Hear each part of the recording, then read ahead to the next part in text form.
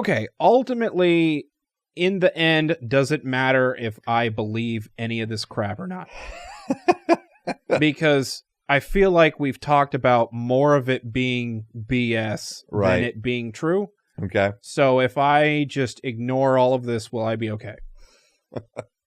I think you can, as I said earlier, I think you can ignore the quote unquote like national prophets, the celebrity prophets. Okay. I think you can kind of just ignore them. Okay. Just put them to the side. Okay. I'm just, I just don't put stock in them. Okay. On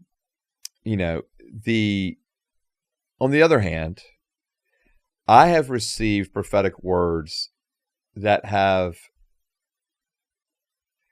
been really powerful for me. Okay. And were even healing for me. So I'll give you one example. And so I was going through the process of being ordained in a denomination. And when I went before the kind of the initial board, they told me that I could, because of my charismatic leanings, they told me that, I could take a year to quote unquote work on my theology of the Holy Spirit, or I could leave. Okay. So I left. I'd only been married a few months. My whole future was kind of wrapped up in this idea of being a pastor in this denomination and following in the footsteps of some of my mentors who also were in that denomination. And so I just thought this was my natural path, my natural progression. And it threw me. And I was upset, and I didn't understand what God was doing. I didn't know like what was the next steps for my wife and I. What did ministry even look like now? Because I knew I was going to have to say no. Like I wasn't going to change my theology on the fact that I believe in the baptism of the Holy Spirit, or that I believe that the gifts of the Holy Spirit are still for today. Like I'm not changing that theology. I knew that at that time. And so I knew I was going to have to leave the denomination, and I did. But it kind of left me going, what's going on now? Well, fast forward about 6 months later, I go up to upstate New York, visiting my mother-in-law's family, go to this incredibly small little Assembly of God church that's up there. They have a small little building. I go in. It's like, this was early 2000s. Well, it's just like an older style. It's just not connecting with me. The worship style wasn't, and the teaching was just kind of okay. There was like nothing like great, to be honest with you, about the service itself that was like grabbing my heart, But then they had a time of ministry. You could go up there and receive prayer at the end of the service. And so I did. So I go up there at the end of the service, and this guy comes over to me, and he just, obviously he doesn't know me. I've never been in this church before in my life. I'm not from this area. And he just says right over me, he says, the woman that you're upset with, and he said, you don't need to be. She just did you the greatest favor of your life. Okay. And of course I knew immediately who he was talking about, and that individual who had asked me to change my theology or work on the Holy Spirit, that lady, and I had to look at it and go, although I was hurt by it, she was actually doing me a favor. Okay. And so, because I was out of the denomination, we ended up starting our own church.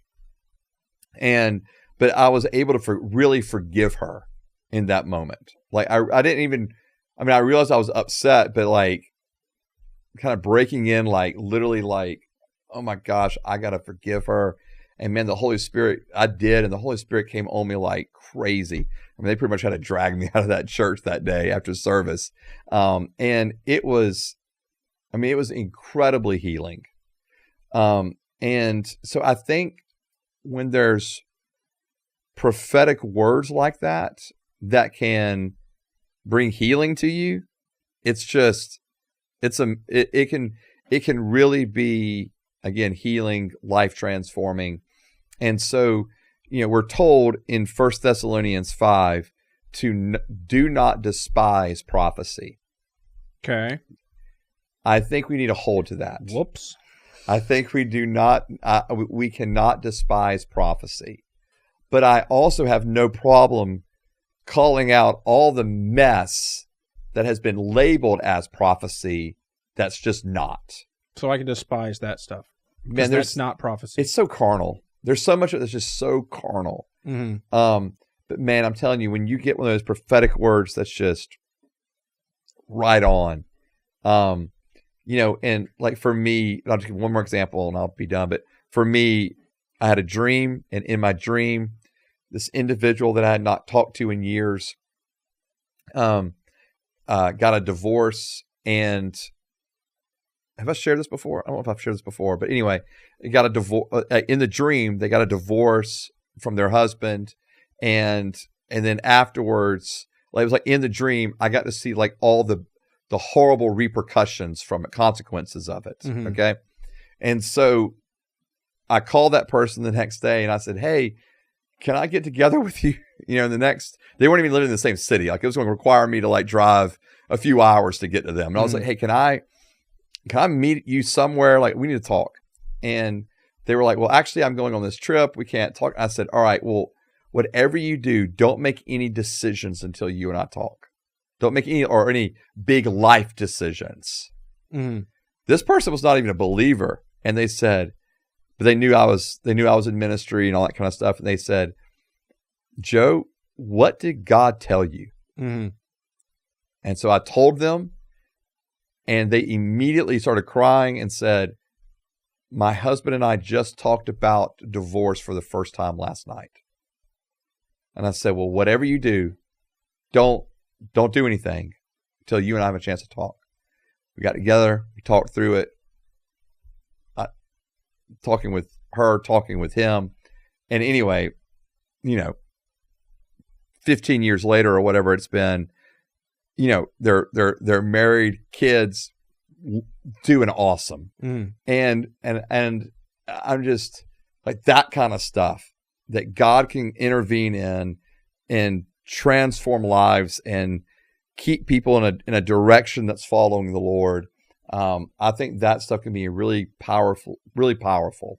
And there's been other moments like that for me where I had a word from the Lord that I knew was for somebody, and I would pray with them and them receive healing or them receive ministry or encouragement or whatever it may be. So I don't want to throw out the baby with the bathwater, Mm-hmm. Let's don't despise prophecy, but let's test prophecies.